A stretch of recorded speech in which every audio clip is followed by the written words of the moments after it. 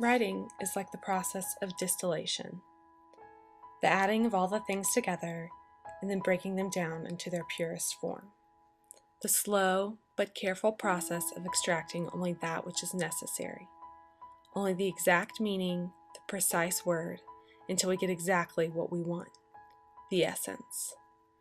Writing comes from the culmination of personal experience and the compilations of one's personal attention collection, as coined by David Dark.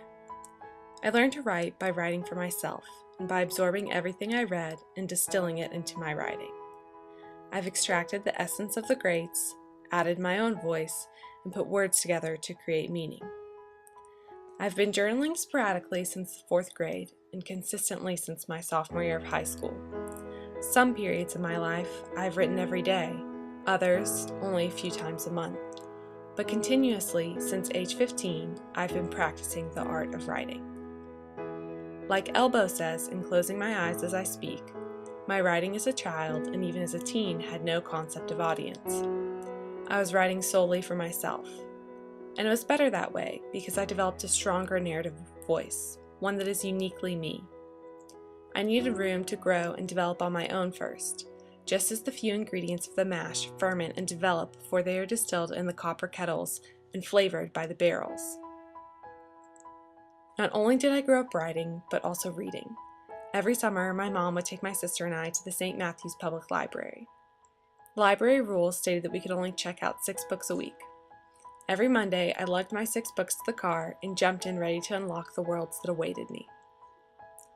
My freshman year of college, my journalism and mass communications professor encouraged our class to make a Twitter, start a blog, open ourselves and our writing to the interactive form of the web.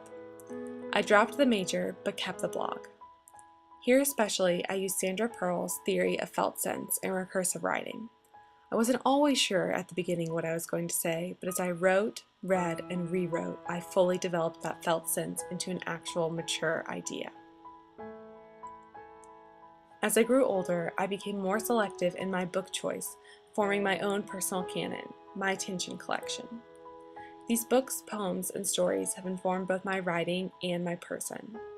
I learned narrative from Jane Austen and the precision of language from Emily Dickinson. Tolkien and Rowling opened me to a world of imagination, and Ian McEwan showed me that contemporary fiction can have both merit and intellect. I absorbed their themes, their form, their ideas, their knowledge. Like the toasted oak of the barrel infuses the bourbon with flavor, so these writers seasoned my own work. Writing is an art you must practice and learn, and I have the very best teachers sitting on my shelves. If I have no personal voice, imitation is nothing, but personal voice without understanding and informing from other writers lacks maturity. Only when all the ingredients are together, perfectly mixed and aged, with years of extracting each individual flavor, does anything polished emerge. The bourbon, like the writer, takes years to mature.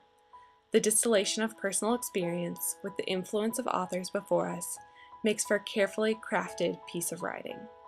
Both bourbon and writing are arts of the process, like Murray says. And while process is of utmost importance, it has an eventual goal, that of a perfectly distilled product.